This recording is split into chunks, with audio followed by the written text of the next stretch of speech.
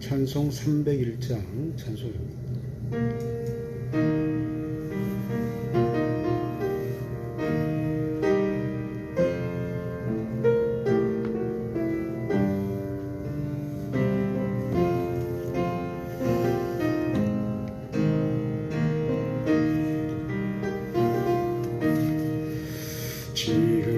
지금까지 지내온 것 주의 거신 은혜라. 한이 없는 주의 사랑 어찌 이루 말하랴. 자나깨나 주의 소원이 항상 살펴주시고 모든 일을 주 안내에서 형통하게 하시네. 몸도 맘도 연약하나 세임받아 살았네. 물붓듯이 부으시는 주의 은혜 족하다. 사랑 없는 거리에나 험한 산길에 맬 때 주의 손을 굳게 잡고 찬송하며 가리라. 주님 다시 매올 날이 날로 다가와 무거운 짐 주께 맡겨 왔을 날도 멀잖네. 나를 위해 예비하신 고향 집에 돌아가 아버지의 품 안내에서 영원토록 살리라.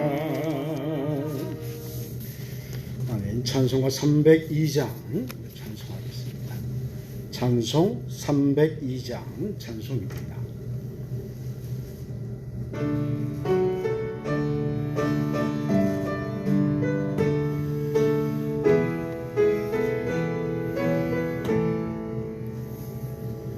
내 주 하나님 넓고 큰 은혜는 저 큰 바다보다 깊다.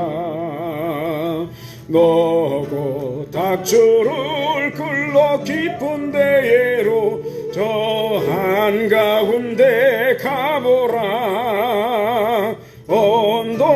언덕을 떠나서 장파 예배 드리워 내 주 예수의 바다로 내 맘껏 저가라. 왜 너 인생은 언제나 거기서 저 큰 바다 물결 보고 금인 모르는 깊은 바다 속을 한번 헤아려 안 보나. 언덕을 떠나서 장파 예배 드리워 내 주 예수 은혜의 바다로 내 맘껏 저가라. 많은 사람이 얕은 물가에서 저 큰 바다 가려다가 잘싸거리는 작은 파도 보고 마음 약하여 못 가네. 언덕을 떠나서 장파 예배 드리워 내 주 예수 은혜의 바다로 내 맘껏 저가라. 자고 가거라 이제 곧 가거라. 저 큰 은혜 바다 향해 자고 내 너를 저 깊은 데에로 가라. 망망한 바다로 언덕을 떠나서 장파에 띄워 내 주의 예수 은혜의 바다로 내 맘껏 저어가라. 아멘. 찬송가 303장 찬송하겠습니다. 찬송 303장입니다.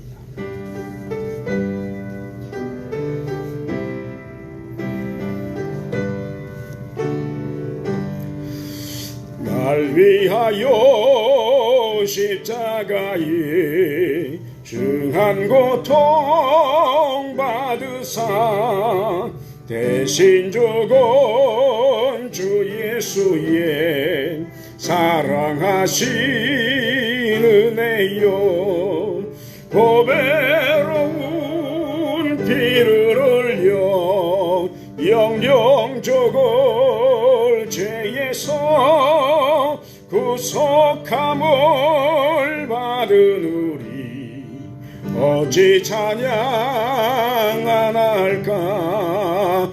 예수 안에 있는 우리 한량없이 즐겁고 주 성령의 위로함이 마음속에 차도다.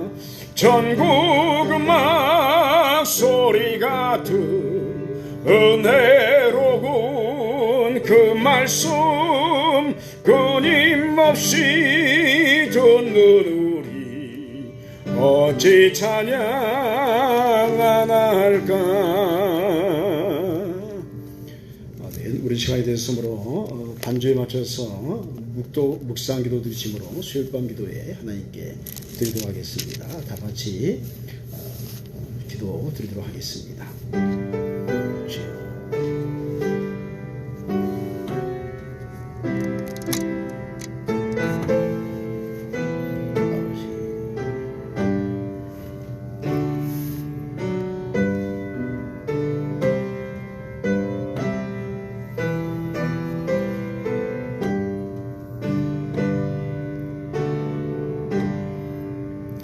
하나님이여 나를 건지소서. 여호와여 속히 나를 도우소서. 주를 찾는 모든 자들이 주로 말미암아 기뻐하고 즐거워하게 하시며 주의 구원을 사랑하는 자들이 항상 말하기를 하나님은 위대하시다 하게 하소서. 아멘. 사랑해 주셔서 감사합니다. 지난 3일 동안도 저희를 주님의 장중에 붙들어 주시고 보호하여 주시다가 이렇게 승리하는 마음으로 또 감사하는 마음으로 주 앞에 나와 수요일밤 기도회로 예배드리게 하심을 감사드립니다. 코로나로 인해서 영상 예배를 함께 드리고 있지만 그럼에도 불구하고 성령께서 우리 각 초소에 임재하셔서 기름을 부어주시며 하나님의 말씀을 삼은 이들에게 성령의 충만함을 더하여 주시옵소서. 감사드리며 우리를 구원하신 우리 주 예수 그리스도의 이름으로 기원하옵나이다.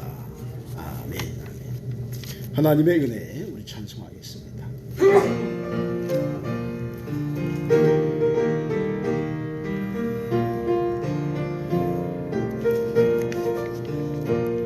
내 힘으로 안 되는지 하나님이 해결하셨고 내 모든 계획 하나님 뜻대로 아름답게 이루셨네. 엘벤네셀의 하나님이 도와주셨고 임마누엘의 하나님이 함께 하셨고 여호와 일의 하나님이 복을 주셨으니 나의 삶은 하나님 은혜라. 오늘의 나 된 것은 하나님 은혜라. 나의 나 된 것은 하나님 은혜라. 하나님 은혜라. 지금 지금의 나 된 것은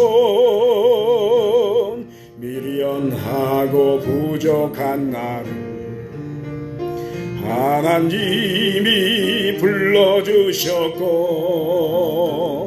내 생각과 내 마음을 받고 하나님이 사용하셨네.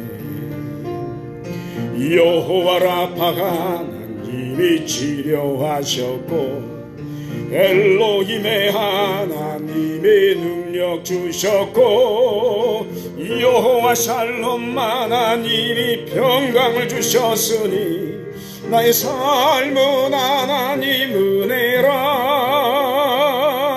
오늘의 나 된 것은 하나님 은혜라. 나의 나 된 것은 하나님 은혜라. 하나님 은혜라. 지금의 나 된 것은.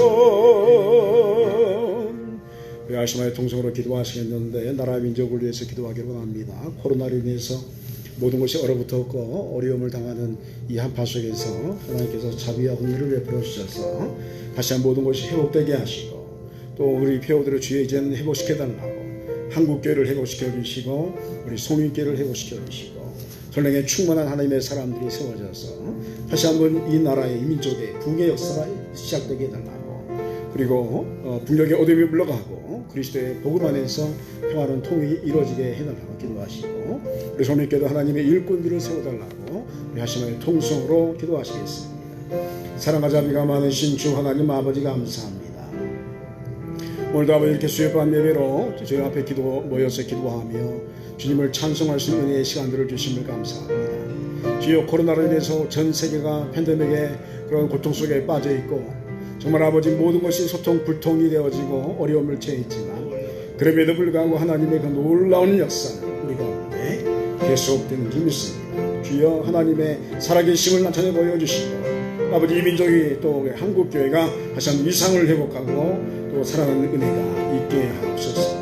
하나님 우리 손익교회 아버지 하나님의 사람들이 채워지기를 원합니다. 풍요의 역사를 허락하여 주시고 하나님의 아버지 영혼들이 이곳에서 열정을 불태우며 하나님께 영광을 예배드리는 역사가 있게 하여 주시옵소서. 이 밤에 아버지 우리가 주 앞에 나오보니 전행의 임재 가운데 성령의 불을 받게 하시고 하나님의 말씀을 우리가 아버지의 경청하며 주의 음성 듣는 은혜가 있게 하여 주시옵소서. 하나님의 아들 주 예수 그리스도시여 이 죄인에게 자비를 베풀어 주소서. 하나님의 아들 주 예수 그리스도시여 이 죄인에게 자비를 베풀어 주소서. 하나님의 아들 주 예수 그리스도시여 이 죄인에게 자비를 베풀어 주소서. 하나님의 아들 주 예수 그리스도시여 이 죄인에게 자비를 베풀어 주소서. 하나님의 아들 주 예수 그리스도시여 이 죄인에게 자비를 베풀어 주소서. 하나님의 아들 주 예수 그리스도시여 이 죄인에게 자비를 베풀어 주소서. 하나님의 아들 주 예수 그리스도시여 이 죄인에게 자비를 베풀어 주소서. 하나님의 아들 주 예수 그리스도시여 이 죄인에게 자비를 베풀어 주소서. 하나님의 아들 주 예수 그리스도시여 이 죄인에게 자비를 베풀어 주소서. 하나님의 아들 주 예수 그리스도시여 이 죄인에게 자비를 베풀어 주소서. 예수 그리스도의 이름으로 기도하옵나이다.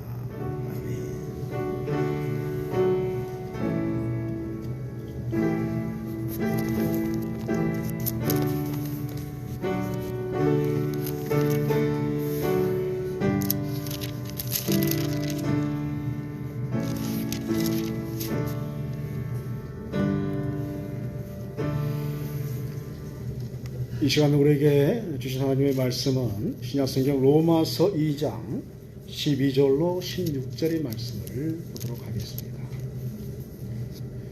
신약성경 로마서 2장 12절로 16절의 말씀, 신약성경 241페이지를 가리키고 있습니다. 로마서 2장 12절로 16절의 말씀입니다. 우리 천천히 한 절씩 교독하도록 하겠습니다. 무릇 율법 없이 범죄한 자는 또한 율법 없이 망하고, 무릇 율법이 있고 범죄한 자는 율법으로 말미암아 심판을 받으리라.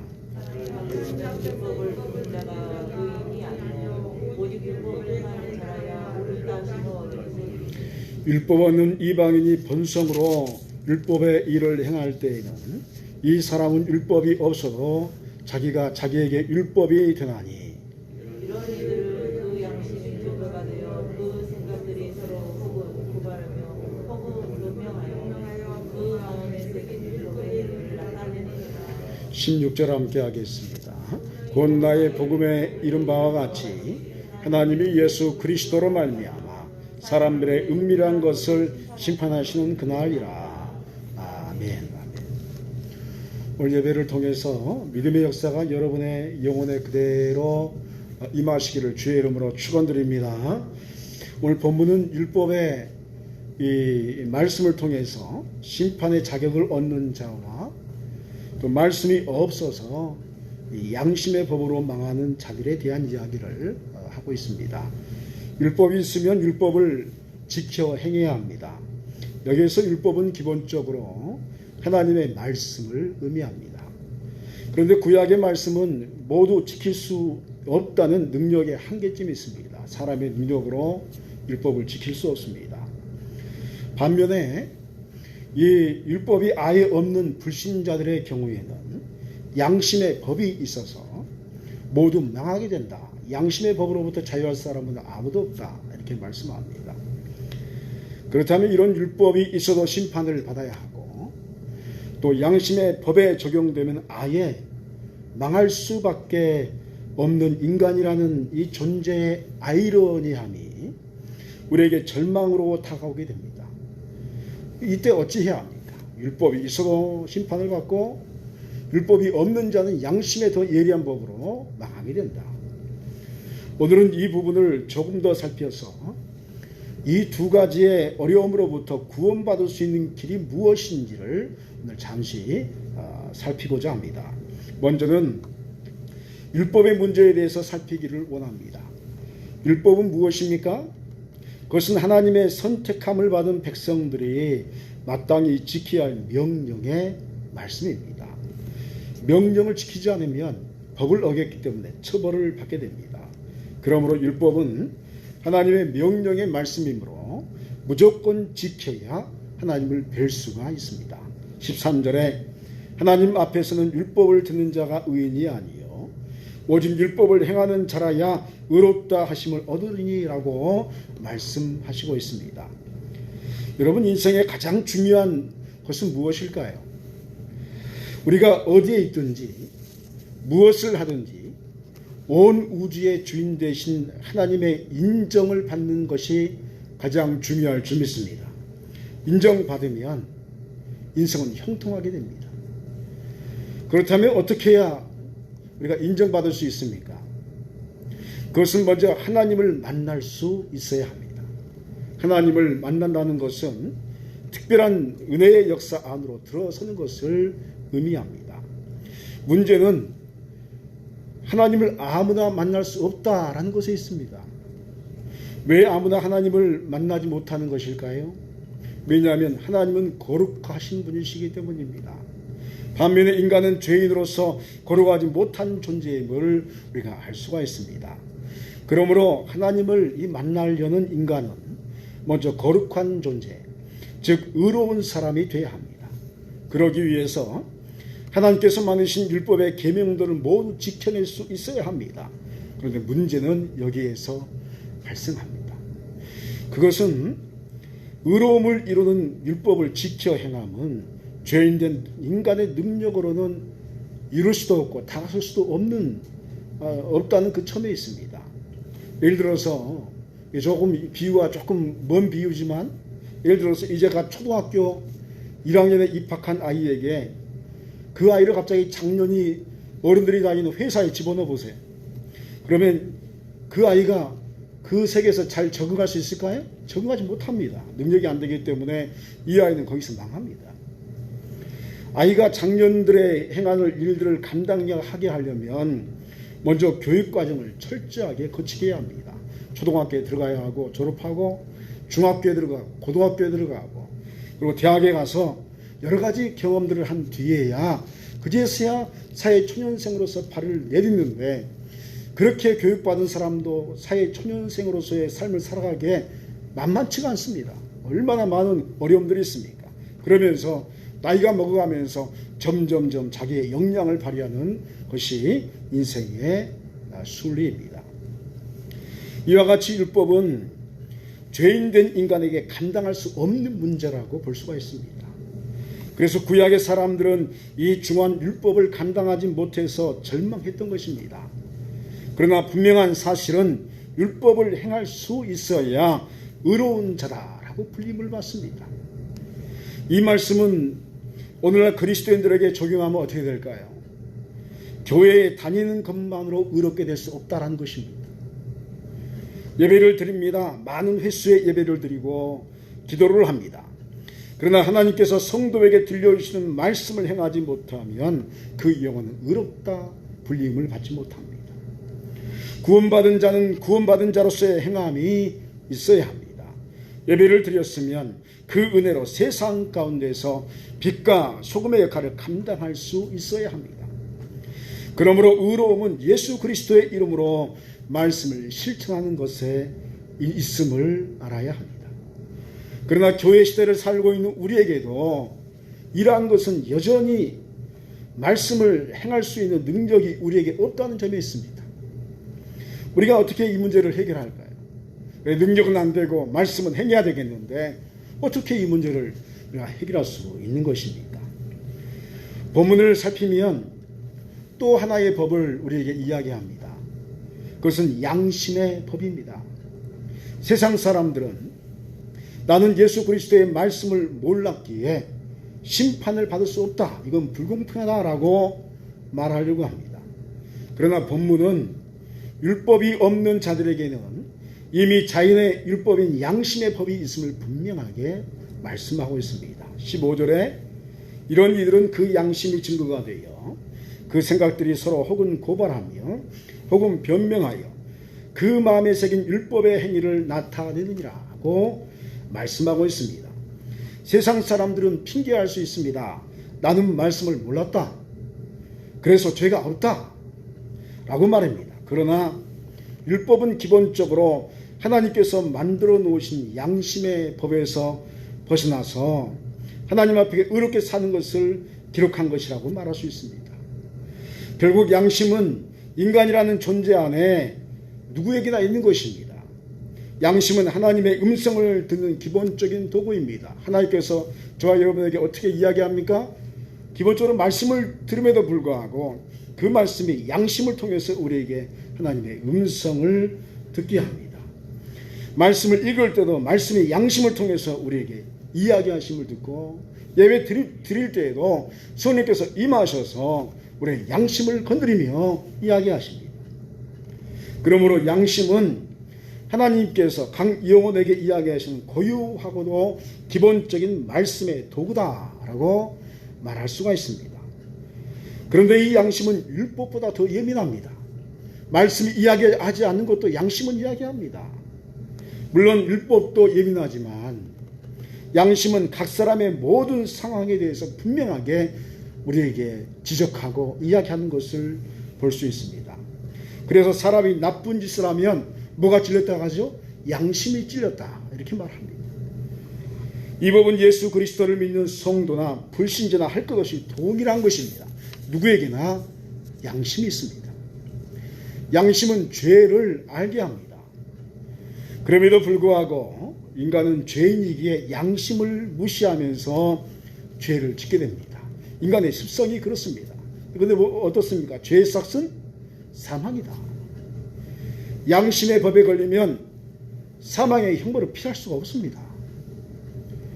그렇다면 어찌해야 합니까? 진퇴양난입니다. 율법도 지켜내지 못하고 양심의 법도 피할 수 없다면 인간은 절망할 수밖에 없습니다. 그러나 길이 있습니다. 그것을 우리는 믿음의 길이라 합니다. 우리가 삶을 살다 보면 앞에도 막히고 뒤도 막히는 경우가 있죠. 그때 사람은 절망합니다. 거기에서 인내하지 못하고 하나님을 만나지 못하면 대부분은 아주 절망적인 길로 걸어가면서 그 생명이 끝나는 것도 봅니다. 그러나 길이 있으면 그 사람은 사는 것입니다. 소망하기는 여러분의 삶 속에 형통의 길이 열리기를 축원드립니다. 여러분 하나님 앞에 길을 구하십시오. 하나님 길을 열어주시옵소서. 16절에 곧 나의 복음에 이른 바와 같이 하나님이 예수 그리스도로 말미암아 사람들의 은밀한 것을 심판하시는 그 날이라고 우리에게 말씀하시고 있습니다. 복음은 나의 복음이다 라고 말할 수가 있습니다. 그렇습니다. 복음은 나를 위한 복음입니다. 무슨 의미일까요? 그것은 율법을 지켜 행할 수 없는 나약함을 가진 나, 그리고 양심의 법에서 자유할 수 없는 나 같은 죄인을 구원하시기 위해서 하나님의 아들이신 예수 그리스도께서 이 땅에 성육신하신 겁니다. 그리고 나를 위해서 십자가를 지셨습니다. 이 사건으로 인해서 은밀한 비밀이 생겼습니다. 여러분 왜 은밀한 비밀입니까? 그거는 다른 사람이 알면 안 되는 하나님과 나만의 은밀한 어떠한 그 소통의 역사가 있는 것입니다. 그것은 예수님을 믿는 순간에 예수님의 의로운 능력이 우리 영혼의 믿음을 통해서 흘러 들어와서 충만을 이룬다는 사실입니다. 이 충만의 역사는 성령의 역사로 우리 안에 임재하게 됩니다. 성령 하나님께서 충만하게 우리 가운데 임하시면 우리는 권능을 받습니다. 이 권능은 우리의 것이 아닙니다. 바로 하나님께서 우리에게 주신 것입니다. 이 권능을 통해서 우리는 그동안 지켜내지 못했던 이 말씀을 지켜낼 수 있는 능력을 갖게 됩니다. 그러므로 그리스도인은 더 이상 능력 없는 존재가 아닙니다. 여러분에게 이미 능력이 임했음을 믿으시기 바랍니다. 예수를 믿으면 권능을 받았음을 믿으시길 바랍니다. 우리는 의로움을 소유할 수 있습니다. 세상 사람은 의로움을 소유할 수 없지만 그러나 권능을 받은 그리스도인들은 의로움을 소유할 수 있습니다. 우리는 의로움의 권능으로 말씀을 행할 수 있고 또 복음을 증거할 수 있습니다. 이 능력의 역사는 예수 그리스도를 믿는 자에게만 허락하신 공공인한 비밀입니다. 왜 공공인하다라고 말할까요? 그것은 누구나 이 사실을 한 번쯤은 들었기 때문입니다. 설교를 통해서 또 영상을 통해서 누구나 이 소식을 듣습니다. 그런데 이 역사를 자신의 것으로 삼는 사람은 그렇게 많지가 않습니다. 예수 그리스도를 믿는 믿음으로 행하면 이 역사는 그 사람의 것이 됩니다. 그러나 행하지 않으면 그저 이야기에 불과하게 되는 것입니다. 이 믿음의 역사는 인간적인 한계를 모두 초월시킵니다. 믿음은 물질로부터 영적인 세계까지 허락되는 권능의 역사라 말할 수 있습니다. 여러분 믿음으로 물질의 어려움도 극복하게 될 줄 믿습니다. 믿음으로 영적인 부분도 극복하게 될 줄 믿습니다. 믿음으로 가정의 문제도 해결될 줄 믿습니다. 그러니까 이게 공공연한 비밀이라 한 것입니다. 보십시오. 신명기 8장 18절에 내 하나님 여호와를 기억하라. 그가 내가 재물 얻을 능력을 주셨습니다. 이같이 하시면 내 조상들에게 맹세하신 언약을 오늘과 같이 이루려 하심이라 라고 언약하시고 있습니다. 여러분에게 재물 얻을 능력을 주신 줄 믿습니다. 그 믿음대로 되어지는 것입니다. 이 믿음을 분명하게 소유하고 선포하는 자에게 하나님께서는 재물로 범죄하지 않게 풍족한 복을 주실 줄 믿습니다. 여러분 하나님께 기도하십시오. 주여 재물 때문에 재물로 인해서 물질로 인해서 범죄하지 않게 하옵소서. 하나님께서 풍성한 복을 주셔서 나로 하나님을 섬기게 하시고 하나님의 영광을 위해서 쓰임받는 하나님의 사명자로 세워 주시옵소서. 기도하면 그 믿음대로 채워주실 줄 믿습니다. 여러분 영적인 은사의 부분은 어떻습니까?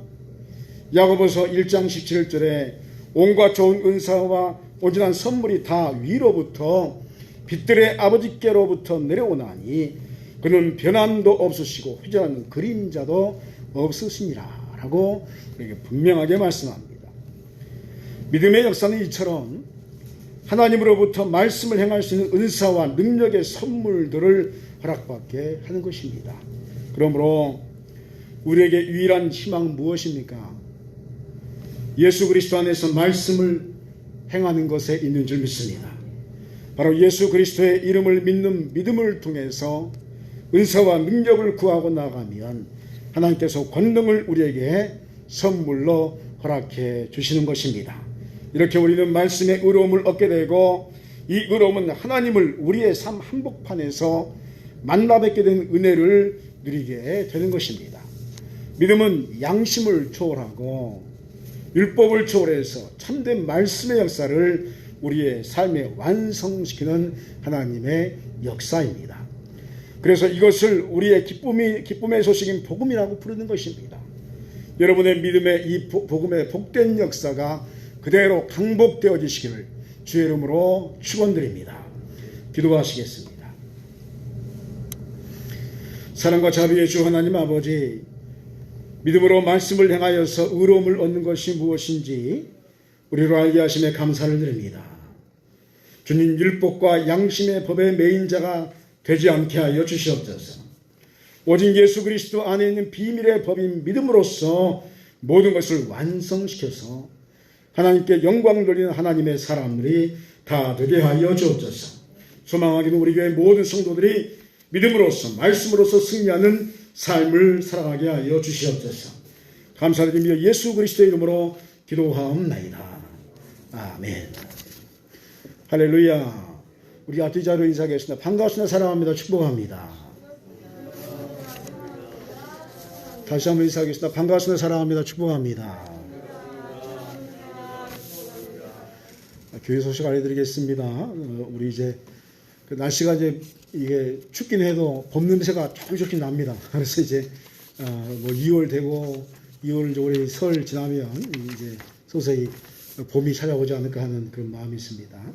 코로나19로 인해서 모든 교회들이 전부 다 영상 예배 드리고 있고 또 지금 주일 예배만 드리는 교회가 많습니다. 왜냐하면 서울 지역은 아예 주일 예배 외에는 못 드리게 하기 때문에 오늘도 다른 목사님들 통화하다가 이게 그 손님기회가 부럽다고. 왜냐하면 우리 새벽 기도도 드리지 주일 밤 예배 드리지 드린다고 했더니 깜짝 놀랐는 거예요. 어떻게 거기는 왜 드리냐고 해서 우리 영상 예배 드린다고 이렇게 이야기했는데 그리고 이제 이런 이 코로나 사태로 인해서 교회 영상 시스템이 굉장히 발전하고 있습니다. 그래서 이게 좋은 일 같기도 하고 또 앞으로 팬데믹이 어떤 형태로 올지 모르기 때문에 여러 가지로 우리가 대비를 많이 해야 되겠다 하는 마음도 있습니다. 그리고 이번 일을 통해서 우리가 회개하는 마음 그리고 다시 한번 교회의 권위를 회복시키는 그 역사가 있게 달라고 기도하시면 한국교회가 다시 한번 살아나는 은혜가 있을 줄 믿습니다. 제 개인적인 생각으로는 또 미래학자들 이야기 들어보면 여러 목사님들 이야기 들어보면 이 코로나가 끝나면 굉장한 변화가 있을 거라고 예상을 합니다. 그러니까 이제 이 수평 이동도 아주 심해질 것이고 여러 가지 이동도 심해지는데 이제 끝날 때를 대비해서 우리가 뭔가를 또 시작을 해야 됩니다. 그래서 우리 교회도 제가 고심하면서 기도하고 있는데 어떻게 하면 이 코로나 시대를 우리가 극복할 수 있을 것인가. 지금 나중에 또 장로님들과 또 이제 의논도 하겠지만 여러 가지 여러분 기도하시고 우리 교회가 이 시대에 또 하나님의 뜻대로 부응하는 길이 무엇인가를 보여달라고 여러분 기도하시면 하나님께서 우리 교회를 통해서 더 놀라운 일들을 일으켜 주실 줄 믿습니다.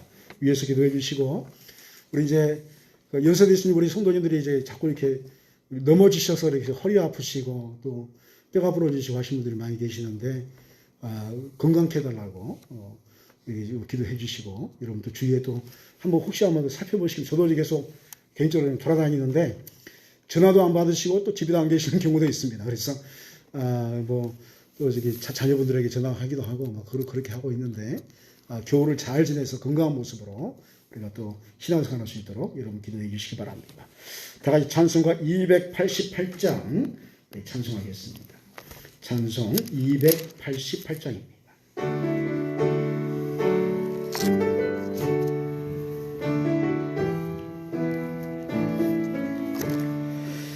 예수를 나의 구주 삼고 성령과 피로써 거듭나니 이 세상에서 내 영혼이 하늘의 영광 누리도다. 이것이 나의 간증이요 이것이 나의 찬송일세. 나 사는 동안 끊임없이 구주를 찬송하리로다. 온전히 주께 맡긴 내 영 사랑의 음성을 듣는 중에 천사를 왕래하는 것과 하늘의 영광 보리로다. 이것이 나의 간증이요 이것이 나의 찬송일세. 나 사는 동안 끊임없이 구주를 찬송하리로다. 주 안에 기쁨 누림으로 마음의 풍랑이 잔잔하니 세상과 나는 간 곳 없고 구속한 주만 보이도다. 이것이 나의 간증이요 이것이 나의 찬송일세. 나 사는 동안 끊임없이 구주를 찬송하리로다. 아멘. 주기도문하시겠습니다. 하늘에 계신 우리 아버지, 아버지의 이름을 거룩하게 하시며 아버지의 나라가 오게 하시며 아버지의 뜻이 하늘에서와 같이 땅에서도 이루어지게 하소서. 오늘 우리에게 일용할 양식을 주시고 우리가 우리에게 잘못한 사람을 용서하여 준 것 같이 우리 죄를 용서하여 주시고 우리를 시험에 빠지지 않게 하시고 악에서 구하소서. 나라와 권능과 영광이 영원히 아버지의 것입니다.